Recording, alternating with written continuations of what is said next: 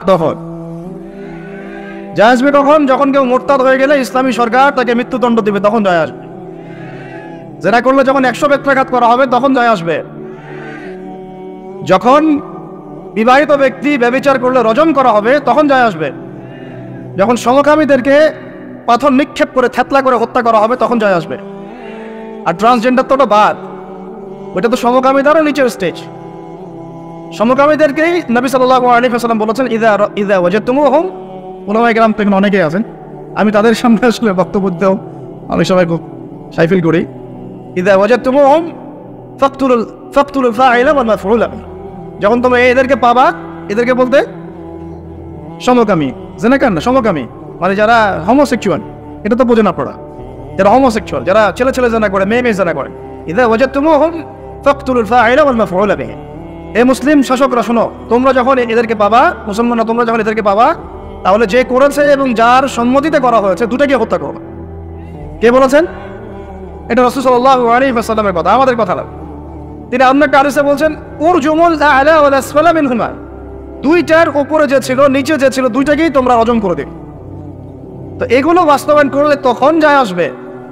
আপনি রমাদানে কোরআন পড়লেও আসলে আদতে গ্লোবাল প্রেক্ষাপটে, বৈশ্বিক প্রেক্ষাপটে জালেমদের, মুশরিকদের, মুনাফিকদের, কুফফারদের কিছু যায় আসে না। কিন্তু অ্যাটলিস্ট শুরুটা হোক কোরআন থেকে। এই বলে আবার পড়াও ছেড়ে দিব এমন তো না, শুরুটা হোক অন্তত কি থেকে? কোরআন থেকে। তাকওয়ার কথা বলতে গিয়ে অনেক ঢুকে যাচ্ছে ভিতরে, আমাকে একটা কনক্লুশনে আসতে হবে।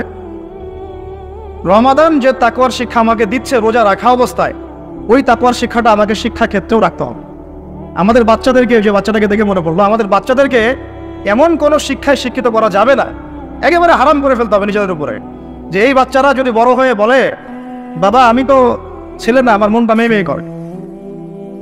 কি ভয়ঙ্কর একটা সমাজ সামনে আসতে যাচ্ছে, আপনারা কি কল্পনা করতে পারতেছেন? এটা জাস্ট একটা টোকা দিয়ে দেখলো মুমিনদের ইমানের কি অবস্থা। আকাঙ্ক্ষা কি, এজেন্ডাটা কি? এজেন্ডাটা হচ্ছে বাংলাদেশের মতো কান্ট্রিগুলোতে সমকামিতাকে সরকারিভাবে বৈধ করে ফেলা। এটা হচ্ছে একটা এজেন্ডা। আর এটা, এই এজেন্ডা সরকারের না, এই এজেন্ডা হচ্ছে কিছু শোক ভিত্তিক এনজিও, একদম খোলামেলা বললাম আমি। এজেন্ডা হচ্ছে কিছু কিসের? সুদের মহাজন, সুদের মহাজনদের। এই কিতাবে আল্লাহ রাব্বুল আলামিন বলেছেন যে ব্যক্তি সুদ খায় আর যে সুদ ছাড়ে না, সে যেন আল্লাহ এবং তার রাসূলের সাথে যুদ্ধ করছে। নাউযুবিল্লাহ। হাদিসের মধ্যে নবীজি বলছেন যে ব্যক্তি 1 দিরহাম সুদ খাবে, সে যেন 36 বার জিনা করবে। আর একবার জেনা করলে, এই কিতাবের মধ্যে আসে সূরা নূরের 2-3 নম্বর আয়াতে, 100টা লাঠি, 100 লাখ বেত্রাঘাত। 1 বছরের নির্বাসন একবার করলে কি? যুবক যুবতীরা ভালো করে শোনেন, কারণ আপনাদের তো মানে উঠতি বয়স, পাপ পিছলা এখন বেশি।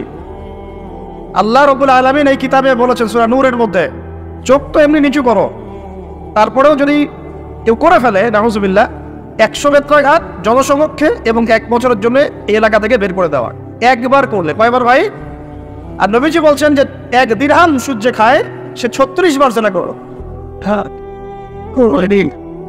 কোরআন এক জায়গায়, হাদিস এক জায়গায়, সমাজ এক জায়গায়, বিশ্ব রাষ্ট্র এক জায়গায়। এগুলো লা ইয়াস্তাবিআন, এগুলো কখনো ম্যাচ করে না। এখন কথা জাস্ট বলে দেই, কারণ আল্লাহর কাছে আমাদেরকে দায়মুক্ত হতে হবে, বা অ্যাটলিস্ট ওজোর পেশ করতে হবে যে আল্লাহ পাকে আমরা বলেছি, শুনে নাই, মানুষ শুনে নাই, আমরা বলেছি। ওই হাদিসের কিতাবেই আছে, নবী সাল্লাল্লাহু আলাইহি ওয়াসাল্লাম বলেছেন, আপনারা সবাই হাদিসটা জানেন, আমি শুধু মনে করাই দিচ্ছি। আপনার নবী বলেছেন, মুহাম্মদ সাল্লাল্লাহু আলাইহি ওয়াসাল্লাম বলেন, সাল্লাল্লাহু আলাইহি ওয়াসাল্লাম, যে ব্যক্তি সুদ খায়, সুদের এই 70টা পাপের সবচেয়ে নিচের পাপ, সে যেন তার মাকে বিয়ে করবে। একটু কল্পনার জগতেও কি আপনি যাইতে পারবেন যে আপনি আপনার মায়ের সাথে বিছানায় শুয়ে আছেন? নাউযুবিল্লাহ, আস্তাগফিরুল্লাহ। হ্যাঁ, কখনো কি কল্পনা আসতে পারবে এটা আপনার? বলেন, আমার কথায় মাইক করতেছেন? মানুষকে বোঝাইতে পারি না আমি, এটা আমাদের ব্যর্থতা, আমরা বুঝাইতে পারি না। কিভাবে বললে মানুষ বুঝবে, এটা আমাদেরও বুঝে আসতে চায়। চিন্তার জগতে চোখ বন্ধ করে কি কল্পনা করতে পারবেন যে আপনি আপনার মায়ের সাথে নাউযুবিল্লাহ সেই কাজ করতেছেন যা আপনি আপনার স্ত্রীর সাথে করেন? পারবেন? আর নবীজি বলছেন, আপনার নবী, যে ব্যক্তি সুদ খায়, সুদের পাপের 70টা শাখা আছে, তার সবচেয়ে নিচের শাখাটাই হচ্ছে এইটা। নাউযুবিল্লাহ। আমরা এই 90% মুসলমানের দেশ না, এটা বরং এখন 50% মুনাফিকের দেশ। আর 90% মুসলমান নাই, মানুষ কাদিয়ানি হইতে হইতে, খ্রিস্টান হইতে হইতে এখন 80% নেমে আসছে মুসলমানের হাত। আপনারা হয়তো জানেনও না, কারণ এখানকার এলাকার মানুষ তো আপনারা বুঝবেন না। পার্বত্য অঞ্চলে যান, বর্ডার এলাকাগুলোতে যান, উত্তরাঞ্চলে যান, দেখবেন তো বহু মানুষ ইসাই মুসলিম হইতেছে দিন দিন, বহু মানুষ কাদিয়ানি হইতেছে দিন দিন, বহু মানুষ ধর্ম ত্যাগ করে খ্রিস্টান হয়ে যাচ্ছে, গ্রামের পর গ্রাম, অবস্থা ভয়াবহ। আর আমরা কি নিয়ে পড়ে আছি বলবো? ওই যে জোরে আমিন বলবেন না আস্তে, হ্যাঁ, ওই যে আপনি পায়ে পা লাগাচ্ছেন কিভাবে, গোড়ালি মিলাবেন না কিনি আঙ্গুল মিলাবেন, আপনি হচ্ছে একটা কি হাত উঠানো নামানো, হাত বাঁধা না বাঁধা। আমাদের এক ভাই বলেন, উনিও মুফতি মানুষ, উনিও মাশাআল্লাহ অনেক বড় মুফতি বাংলাদেশের, উনি বলেন যে ভাই আমার একটা জিনিস বুঝে আসে না, মানুষ তর্ক করতেছে আমিন জোরে বললো না আস্তে বল, তা আমি আমিন বলি নাই ভাই, আমি জোরেও বলি নাই আস্তেও বলি নাই। এখন কেউ আছে পৃথিবীতে, কেউ আছে জন্ম নিয়েছে যে আমাকে ফিকহের উসুল থেকে প্রমাণ করে দিবে যে আমার নামাজটা হয় নাই? উস্তাদ বলেন আপনারা, ফিকহের উসুল থেকে কেউ প্রমাণ করে দিতে পারবে যে আমার নামাজটা হয় না? আমি কিন্তু আমিন বলিই নাই। আপনারা তর্ক করতেছেন কি নিয়ে, জোরে না আসতে নিয়ে? আমি বলিই নাই ভাই, আমি আমার নামাজ কি বাতিল হয়ে যাবে? চিন্তা করছেন যে বিশ্ব কোন জায়গায়, রাষ্ট্র কোন জায়গায়, সমাজ কোন জায়গায়, ফিতনা কত গভীরে, আর আমরা কি নিয়ে পড়ে আছি? মানুষকে এগুলোতে ব্যস্ত রাখার জন্য কিছু মানুষ ইচ্ছাকৃত হবে পিছনে লাগিয়ে দেওয়া আছে মুসলমানদের মাঝে বিভক্তি লাগানোর জন্য। এটা একটা সূক্ষ্ম এজেন্ডা, আপনারা বুঝতে পারতেছেন না। কয়দিন আগে দেখেন নাই ফিলিস্তিনি ইস্যু নিয়ে কথা হয়েছিল, এখন ঠান্ডা, সব চুপচাপ, মুখে একদম চুপ, কোনো কথা নাই। তারপরে আসলো শিক্ষা নীতি নিয়ে আমরা কথা বললাম, এখন চুপ, সব চুপ, কোনো কথা নাই। তারপরে ট্রান্সজেন্ডার নিয়ে অনেক সরব ছিলাম, একদম চুপ, কথা নাই। এখন আস্তে আস্তে অন্য মাসালা, এখন কথা হবে 8 টাকা 20 টাকা নিয়ে। ঠিক আছে, রমজান আসছে, রমজানে যে লাআল্লাকুম তাত্তাকুন, জীবনের সব ক্ষেত্রে তাকওয়া অর্জন করো, ওই শিক্ষা তো আপনি আলোচনায় আনবেন না, কারণ আপনাকে ব্যস্ত রাখবে 8 টাকা 20 টাকা। আর কিছু ফেসবুকের ইউটিউবার আছে, ওর দরকার ভিউজ, ও একজনের সাথে আরেকজনকে লাগাই দিবে, হ্যাঁ, একটা টাইটেল দিবে অমুক আলেমের বিরুদ্ধে যা বললেন তমুক আলেমে তখন একটা দ্বন্দ্ব, আমার সাথে আমার ব্যাপারে এই কথা বললো, আমি একটা কথা বলে দেই। আমরা যে ভাই এত কমন সেন্সিং জাতি হয়ে গেছে দিন দিন, এগুলো দেখতে দেখতে আমরা খুবই বিব্রত এবং খুবই হতাশ। আল্লাহ রাব্বুল আলামিন আমাদেরকে বুঝদান করেন, গভীর বুঝদান করেন। আমি এইভাবে দেশের অবস্থা এইরকম, অর্থনীতির অবস্থা এইরকম, বিশ্বের অবস্থা এইরকম, সারা বিশ্বে মুসলমান মার খাচ্ছে। আর ফিলিস্তিনে গত 6 মাসে 40,000-এর বেশি মানুষকে মারা হয়েছে। আমি আজকে এটা নিয়ে রিসার্চ করতে গিয়ে দেখলাম ওখানকার পাত্রীরা বলতেছে, ওখানকার যারা পাত্রী, ইহুদি পাত্রী যারা, এরা কত পদের হাঁটি দেখেন, এরা বলতেছে যে ফিলিস্তিনের একটা শিশুকে দেখলেও গুলি করে হত্যা করে দিতে হবে, কারণ এরা যদি বড় হয় এরা আমাদের বিরুদ্ধে অস্ত্র ধরবে। ওরা কিন্তু বুঝে ফেলছে ঠিকই কথা, ওরা যদি বড় হয় ঠিকই আমাদের বিরুদ্ধে কি করবে, অবশ্যই থামবো আমরা, অবশ্যই ফিলিস্তিনের বাচ্চারা তোমাদের বিরুদ্ধে অস্ত্র ধরবেই আমরা। কয়টাকে পারবে? আল্লাহ পাক ওইখানে আরো বেশি বেশি যমজ বাচ্চা দান করে, জানেন ওখানে বেশি বেশি যমজ বাচ্চা হয়, 2টা করে ছেলে হয়, গবেষণা দেখা গেছে। এখানে আপনারা বাচ্চা কমানোর প্ল্যান করছেন না, 1টা করে নিব না 2টা করে, আর ওইখানে আল্লাহ পাক যমজ ছেলে বাচ্চা দিচ্ছেন মাশাআল্লাহ। আর ওখানে মুজাহিদ দরকার। দেখেন মূল ইস্যুগুলোকে বাদ দিয়ে ওরা এইভাবে আগাচ্ছে, ওরা চাই পুরো হোলি ল্যান্ডটাকে দখল করতে, একদম মুসলমানদেরকে 100% নির্মূল করতে। আর আরবের মুনাফিক রাষ্ট্রগুলোকে তো ওদের তাবেদার বানায় ফেলছেই। হ্যাঁ, ওদের কাজ ক্যাপসা খাবে আর মিটিং ডাকবে আর বলবে কিছু করা দরকার। আমি এগুলো কথা আমার পাগড়ির ওজনে বলতেছি না, কথাগুলো বলতেছি আমি জিওপলিটিক্স জানি বলে, আর আমরা এগুলো পড়েছি ইউনিভার্সিটিতে। 10টা মুসলিম কান্ট্রি আছে পৃথিবীতে, বড় বা বেশি না, 10টার কথা বলা। এই 10টা কান্ট্রি যদি একসাথে হয়, এদের সামরিক সৈন্যের সংখ্যা, অস্ত্রের সংখ্যা, আপনার ওই রাষ্ট্রে মজুদকৃত গ্যাস এবং তেলের পরিমাণ, জিডিপি, এগুলো ওই পশ্চিমা বিশ্বের 25টা কান্ট্রি একসাথে হইলেও পারবে না। কিন্তু আল্লাহু আকবার, কিন্তু এই 10টা কান্ট্রিকে আপনি একসাথে বসাইতে পারবেন। এখন পর্যন্ত একসাথে একটা ফোর্স গঠন করতে পারলো না, ইহুদির বিরুদ্ধে কোনো ব্যবস্থা নিতে পারলো না, কোনো চাপ প্রয়োগ করতে পারলো না, ইভেন পণ্যটুকু বয়কট করতে পারলো না, গ্যাস বন্ধ করতে পারলো না, তেল সাপ্লাই বন্ধ করতে পারলো না।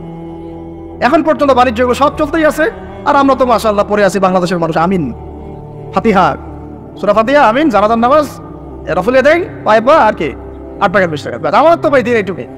আর এইটুকু ঠিক না হইলে আমার আকীদা সহি হচ্ছে না, তাই না বিষয়টা? এইটুকু তার মনের মতো ফতোয়ায় না যেতে পারলে আমার আকীদা সহি না।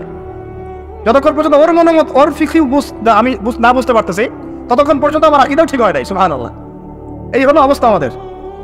তো ফিকহের ক্ষেত্রে এইরকম সংকীর্ণ মানুষরা যখন হাদিস, উসুলে হাদিস, আকীদা, উসুলে ফিকহের মতো দায়িত্ব নিয়েছে, তখন তো দিনের এই অবস্থা হবে। তাহলে বুঝেন আমরা কোন কোন বিষয়ে ব্যস্ত আছি। ফেসবুক ইউটিউব বন্ধ করে, পত্রিকা পড়েন, বিশ্বের মিডিয়াগুলো রিসার্চ করেন। আর এখনকার বিশ্বের বড় বড় মিডিয়াগুলো কিন্তু ওরা নিয়ন্ত্রণ করে। তাই আমাকে ভালো করে অ্যানালাইসিস করতে হবে কোন মিডিয়া থেকে আপনি তথ্য নিচ্ছেন। ওরা যদি আমার একটা মূলনীতি মেনে চলেন, পশ্চিমারা যদি কাউকে বলে এ মিথ্যাবাদী, ধরে নেবেন সে সত্যবাদী। বুঝতে পারেন দেখুন, ওরা যদি কাউকে বলে অমুক মুসলিম সন্ত্রাসী, বুঝে নেবেন এই মুসলিম জান্নাতে যাইতে পারে ইনশাআল্লাহ।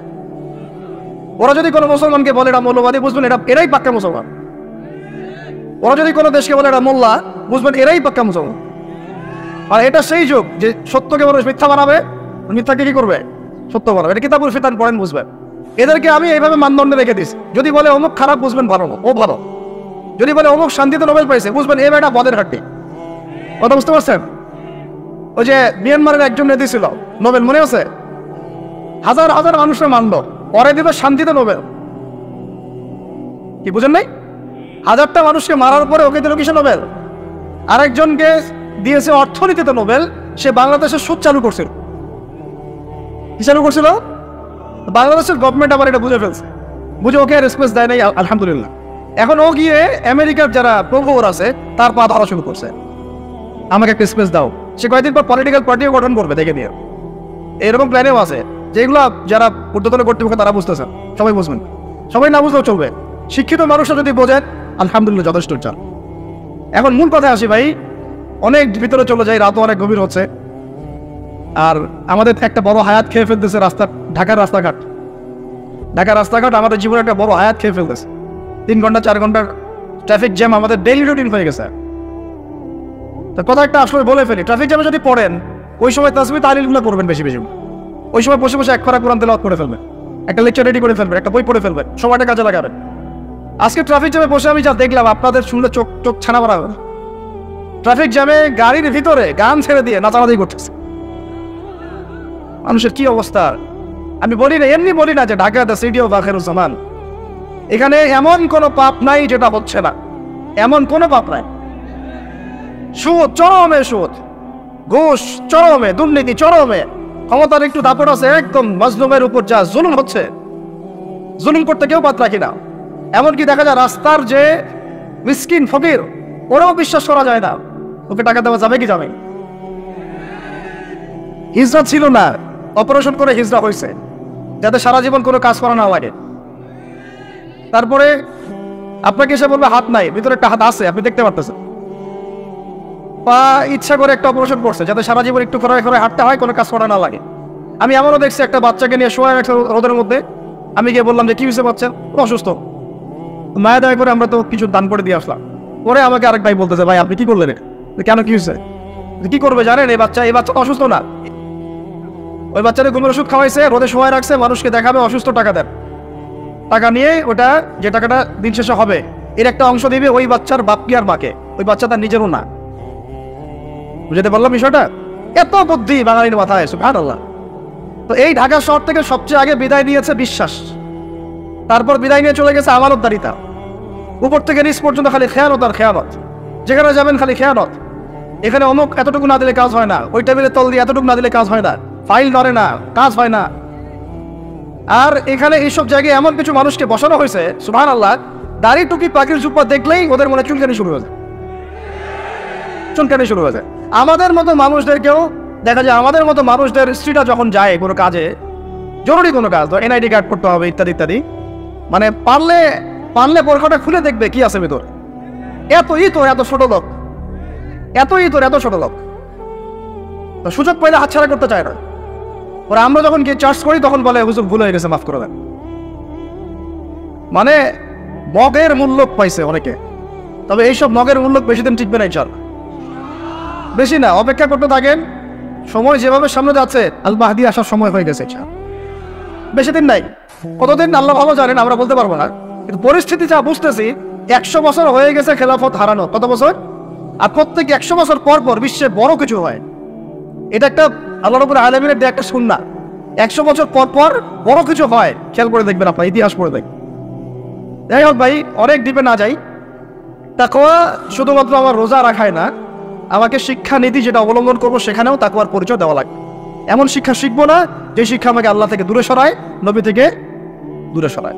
এখানেই কথা বলতে গিয়ে এখানে চলে আসছিলাম যে ভাই, আল্লাহর ওয়াস্তে রোজা রেখে আমরা কেউ সুদ না খাই। রাজি আছেন তো ইনশাআল্লাহ? কোনো দুর্নীতি না করি, কোনো ঘুষ না খাই, কোনো রকমের খারাপ কাজে লিপ্ত না হয়, কবিরা গুনাহগুলো ছেড়ে দেই, ফাহিশা কাজগুলো ছেড়ে দেই, যে অনর্থক যেগুলো কাজ এগুলোতে কোনো ফায়দা নাই ছেড়ে দেই। আল্লাহ পাক আমাদেরকে রোজা রাখার মতো রাখার তৌফিক দান করুন। এমন শিক্ষার ক্ষেত্রে আপনি তাকে অবলম্বন করলেন, আল্লাহকে ভয় করলেন, আমি এমন শিক্ষা শিখবো না যেটা আল্লাহ নিষেধ করছেন, নবী নিষেধ করছেন। এখন আপনি চলে গেলেন আপনার এই পারিবারিক জীবন। পারিবারিক জীবনে গিয়ে কি তাকওয়ার পরিচয় দেওয়ার দরকার নাই? নাকি খালি নামাজ, রোজা, হজ, যাকাত আর তাসবিহ তাহলিলের মধ্যেই তাকওয়া? পরিবারের মধ্যে তাকওয়া থাকবে না? তাহলে আমাকে একটা উত্তর দেন যে আমার পরিবারে আমি বাবা, আমার ছেলে নামাজ কেমন করে পড়ে না, কিভাবে এখানে তাকওয়া থাকবে না? থাকবে না। আমার পরিবারে আমি কর্তা, আমার পরিবারের লোকজন নামাজ পড়ে না, তাহলে এটা কি তাকওয়ার পরিচয় হইল? আমার পরিবারে আমি তাহাজ্জুদ গুজার আর নাউজুবিল্লাহ আমার বোন, আমার মেয়ে বেপরদায় বাইরে চলে, তাকওয়ার পরিচয় হইল? আমার পরিবারে আমি কর্তা, নামাজ পড়ি, রোজা রাখি, মাশাআল্লাহ হজ করছি, আমি মাশাআল্লাহ যাকাতও দেই, ওমরাও করি বছর বছর, কিন্তু আমার পরিবারে হারাম টাকা ঢুকতেছে, এটা কি তাকওয়া হইল? আমার পরিবারে সুদ ঢুকতেছে, তাকওয়া হইল? আমার পরিবারে ভিসিআর, সিডি, ডিভিডি, এই যে ইন্টারনেট সেকশন, স্টার জলসা, জি বাংলা, অমুক তমুক সব চলতে আছে, এটা কি তাকওয়ার পরিচয় হইল? আমার পরিবারের মধ্যে আমার ছেলে মেয়েরা কিশোর গ্যাংয়ে যোগ দিচ্ছে, তাকওয়ার পরিচয় হইল? টিকটক জেনারেশন হয়ে গেল, এটা কি তাকওয়ার পরিচয় হইল? আমার পরিবারে সংস্কৃতি পশ্চিমাদের থেকে ধার করে নিচ্ছি, পোশাক আশাক, চলাফেরা, খাওয়া দাওয়া, ওঠা বসা সব ওদের আদলে, এটা কি তাকওয়ার পরিচয় হইল? আর আল্লাহর ওয়াস্তে ভাই, লাআল্লাকুম তাত্তাকুন, এটা পরিবারেও বাস্তবায়ন করার চেষ্টা করেন, আল্লাহ পাক তৌফিক দান। কিভাবে করবো? পরিবারে প্রত্যেক সদস্যকে নামাজি হইতেই হবে, মাস্ট। নামাজ নাই ইসলাম নাই, সোজা কথা। নামাজ নাই ওর ভাত বন্ধ, নামাজ নাই ওর খরচাপাতি দেওয়া বন্ধ, নামাজ নাই আমার ছেলের সাথে আমার কোনো সম্পর্ক নাই, নামাজ নাই আমার মেয়ের সাথে আমার কোনো আতাত পীড়িত নাই, নামাজ নাই আমার স্ত্রীর সাথে আমার কোনো পোড়া বসে চলাফেরা নেই। একদম কঠোর হয়ে যান। পরিবার আপনি কর্তা, আপনার এক কথায় পরিবার চলবে, এক কথায় উঠবে, এক কথায় বসবে। ইনশাআল্লাহ পরিবারের কর্তা আপনি, এক কথায় পরিবার উঠবে, এক কথায় বসবে।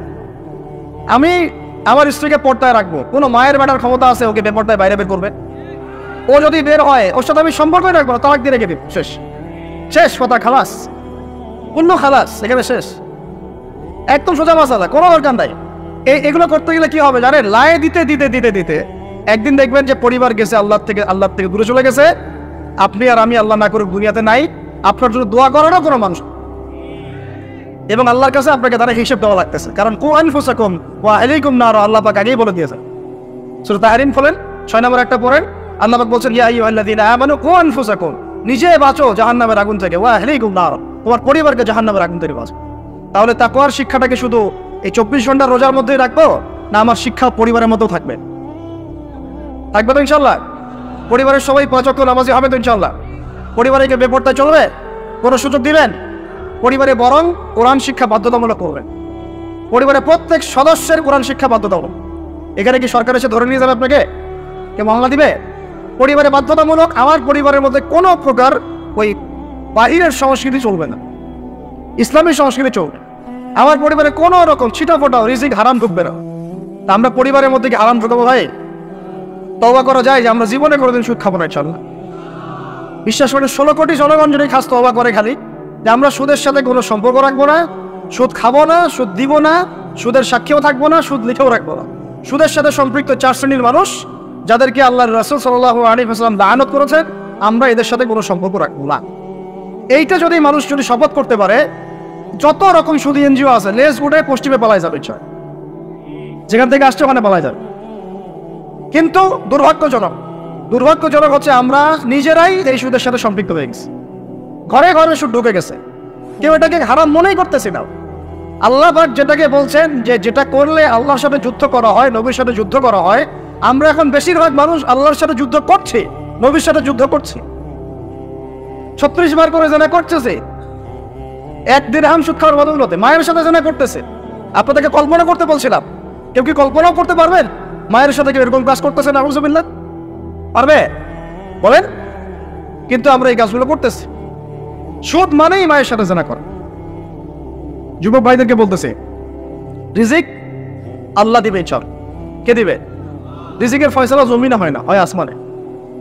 আপনার কয়টা বাচ্চা হবে, কার সাথে আপনার বিবাহ হবে, কত বছর আমরা পৃথিবীতে থাকবো, কি খাবো না খাবো, মানে আমার এলেমও কিন্তু রিজিকের অন্তর্ভুক্ত। দিনের খেদমতে আমরা কতটুকু কি করতে পারবো, সব তাকদিরে লেখা হয়ে গেছে আমাদের সৃষ্টির 50,000 বছর আগে। কত বছর আগে আগে ব্যাস। এটা দুনিয়াতে রিজিক লেখা হচ্ছে না, আসমানে রিজিক হচ্ছে, আসমানে। এই যে লাইলাতুল কদর আসতেছে, এখানে আবার ভাগ্য নবায়ন হবে, 1 বছরের বাজেট পেশ হবে। আর লাইলাতুল কদর তো আমরা মার্কেটে শেষ করে দিই, মার্কেটে করি না শেষ দশকে বাইরে যাওয়া একদমই যাবে না। প্রথমের দিকে যাও, টুকটাক যান, শেষ দশকে মসজিদে থাকবেন ইনশাল। বেশি সময় পারলে ইতিকাফ করবো, না পারলেও বেশি সময় মসজিদে থাকবো ইনশাল। আর 21, 23, 25, 27, 29 এই 5টা রাত কমপক্ষে জাগতে হবে ইনশাল। রাজি আছি ইনশাল্লাহ? প্রিয় ভাইরা, লাআল্লাকুম তাত্তাকুনের শিক্ষা শুধুমাত্র আমার রোজার মধ্যে না, আমার শিক্ষার মধ্যেও থাকবে, আমার পরিবারে থাকবে, আমার অর্থনীতির মধ্যেও থাকবে। এই ব্যবসায়ী ভাইদেরকে সতর্ক করতেছি, শোনেন, ব্যবসা অনেক জটিল, অনেক কঠিন। ইসলাম মেনে ব্যবসা করা অনেক কঠিন। আমরা তো মনে করি যে চাকরি চাইতে দ্রুত মনে একটা ব্যবসা করতে পারলেই আমি সেফ থাকলাম। সৎ ব্যবসায়ী যেমন নবীদের সাথে, সিদ্দিকদের সাথে হাসর করবে, সেটা ঠিক আছে। ব্যবসায় তাকওয়া, আমানত, ইনসাফ বজায় রাখাটা এত সহজ না। একটা পণ্য নিয়ে আসছেন, বাজারে বিক্রি করে দিলেন, বললেন যে মাছটা টাটকা, কিন্তু 3 দিনের বাসি ছিল, রিজিকটা আপনার হারাম হয়ে গেল। ফল কিনেছেন, ফরমালিন মারলেন, মায়েরা মানুষকে বিষ খাওয়াইলেন, রিজিকটা হারাম হয়ে গেল। আপনি ওজন করতেছেন, ইচ্ছা করে ফের দিলেন, ঠকালেন, রিজিকটা হারাম হয়ে গেল। আবু হানিফা রাহিমাহুল্লাহ সেই বিখ্যাত ঘটনা আপনারা জানেন কিনা? একটা কাপড়ের মধ্যে খুদ আছে, এটা সন্দেহ হয়েছিল, সবগুলো কাপড়ই তিনি বেচারা সেল করে দিয়েছেন, রাখেনি নাই, ওটা দিয়ে ক্ষতিপূরণ দিয়ে দিয়েছেন মানুষকে। কে জানে ওই টাকা আবার কোথায় চলে গেল। ওইটার জন্য যদি আমার ইবাদত কবুল না হয়, তাদের চিন্তা এমন ছিল। চিন্তা করেন তো, ব্যবসায়ী ভাইরা কিন্তু আরো বড় ক্ষতির মধ্যে আছে। যদি মাপে কম দেন, রিজিক হারাম হয়ে যাবে। আল্লাহর কসম করে যদি মিথ্যা কসম করে পণ্য বিক্রি করেন, রিজিক হারাম হয়ে যাবে। যদি সুদী লোন নিয়ে ব্যবসা করেন, রিজিক হারাম হয়ে যাবে। তারপরে যদি মার্কেটে কৃত্রিম সিন্ডিকেট তৈরি করেন, রিজিক হারাম হয়ে যাবে। মার্কেটে একটা প্রাইস আছে ফিক্স করা, এই প্রাইসটাকে সিন্ডিকেট করে বাড়াই দিলেন, রিজিক হারাম হয়ে যাবে। ইচ্ছা করে ফরমালিন মিশাইছেন, হারাম হয়ে গেল। মাপে কম দিলেন, হারাম হয়ে গেল। আল্লাহর নামে মিথ্যা কসম করলেন, হারাম হয়ে গেল। শুধু তাই না, এই ব্যবসায়ীদের, অসাধু ব্যবসায়ীদের কারণে আল্লাহর পক্ষ থেকে ওই জাতির উপর একটা আযাব নেমে আসেন। এই আযাবের নাম হচ্ছে দুর্ভিক্ষ। কি আযাব বলে? দিন দিন আস্তে আস্তে ওইদিকে যাবে, যদি না আমরা সংশোধন হই। আল্লাহ পাক আমাদেরকে সংশোধিত হওয়ার তৌফিক দান করেন। মানে অর্থনৈতিক জীবনে আমার ওই চেতনা থাকা চাই যে আল্লাহ আমাকে দেখছেন, আমি মাপে কম দিতে পারবো না, কারণ আল্লাহ আমাকে দেখছেন। আমি সুদের টাকাটা নিতে পারবো না, পকেটে ঢুকাইতে পারবো না, কারণ আল্লাহ আমাকে দেখছেন। আমি মানুষকে মিথ্যা কথা বলে এইটা পণ্য বিক্রি করতে পারবো না, কারণ আল্লাহ আমাকে দেখছেন। বাস এই কনসিয়াসনেসটা মানুষের মধ্যে ঢুকানোর জন্যই আল্লাহ পাক এই রমজানের শ্রমটাকে ফরজ করেছে। আমি কি বুঝাতে পারতেছি ভাই? আচ্ছা, শেষ করে দিচ্ছি, আর লম্বা করবো না বেশি, আর 2-4টা পয়েন্ট আলোচনা করে শেষ করি। শুনে, এবার কয়টা দিক বললাম? ব্যক্তি জীবনে তাকওয়া বজায় রাখবো, বলি আমিন। শিক্ষা জীবনে তার তাকওয়া বজায় রাখবো, বলি আমিন। পারিবারিক জীবনে আমি আমার তাকওয়া ধরে রাখবো ইনশাল্লাহ, বলি আমিন। অর্থনৈতিক জীবনে আমরা তাকওয়া ধরে রাখবো ইনশাল্লাহ, বলি আমিন। আমাদের আরেকটা জীবন হচ্ছে সাংস্কৃতিক জীবন। কি জীবন? এখানে পুরা সব ইহুদি খ্রিস্টান মুশরিকদের সংস্কৃতি দিয়ে আমরা এখন চলতেছি।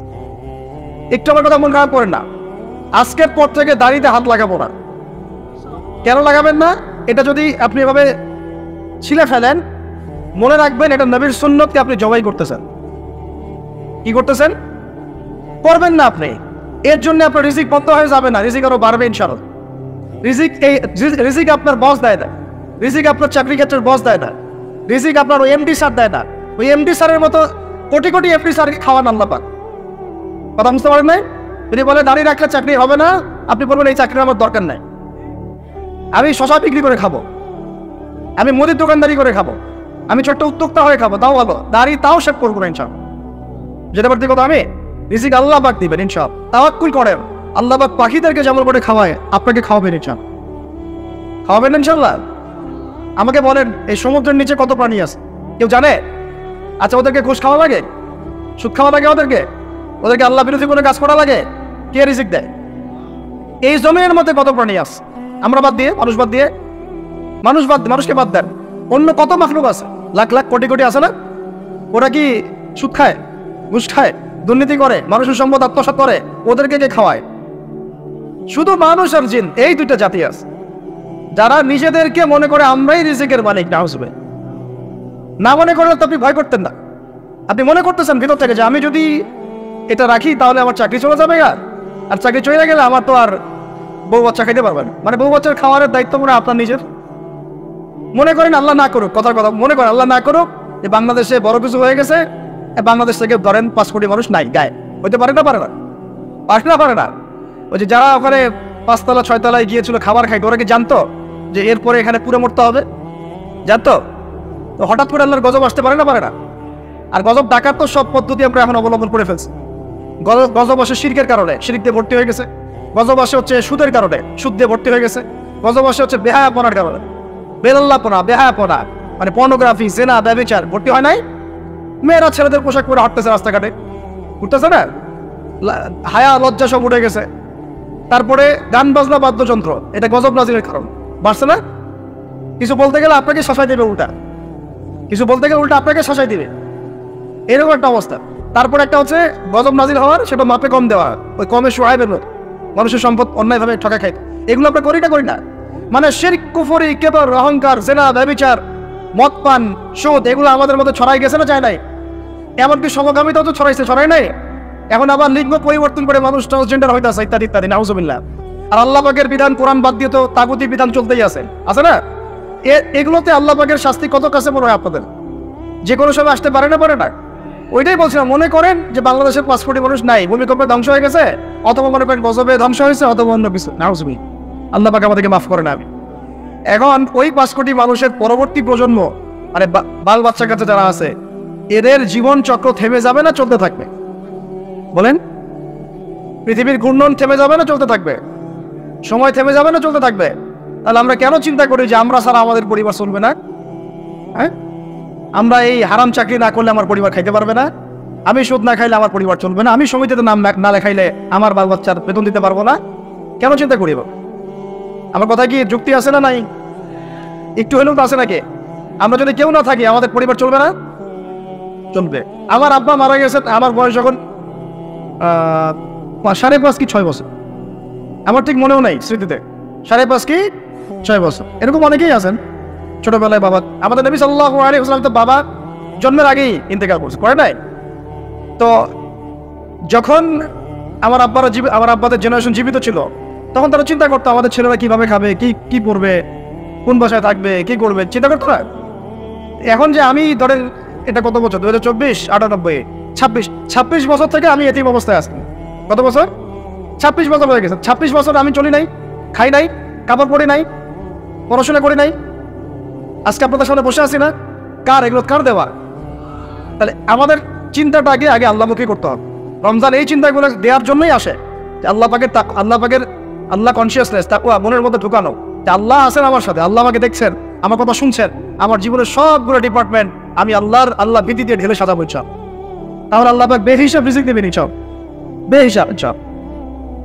তো যেটা বলছিলাম, আর 2টা পয়েন্ট বলে শেষ করতেছি ভাই। আমরা যে সাংস্কৃতিক অঙ্গনে যে যখন যাব, এখানে আল্লাহ ভীতির পরিচয় দেওয়া লাগবে। আমি এমন কোনো সংস্কৃতি ফলো করতে পারবো না যেটা আল্লাহর বিরুদ্ধে যায়, রাসূলের বিরুদ্ধে যায়। সবার আগে নিজের চেহারা ঠিক করেন, কাপড় ঠিক করেন, মাথায় টুপি নিয়ে আসেন, পাগড়ি নিয়ে আসেন, ঢিলাঢালা পোশাক পরেন। আমি বলতেছি না যে আপনার শার্ট প্যান্ট পরে নামাজ হবে না ইত্যাদি, এই মাসালা আমি দিতে যাচ্ছি, এটা অন্য মাসালা, অন্য আলোচনা। কিন্তু আমরা আমাদের নবীর সুন্নত নিয়ে গর্বিত থাকবো। এটা আমার নবীর সুন্নত, আমার নবী মুহাম্মদের সুন্নত সাল্লাল্লাহু আলাইহি ওয়াসাল্লাম, যার হাতে আমি হাউজে কাউসারের পানি খাইতে চাই, যাকে আমি স্বপ্নে একবার দেখতে চাই।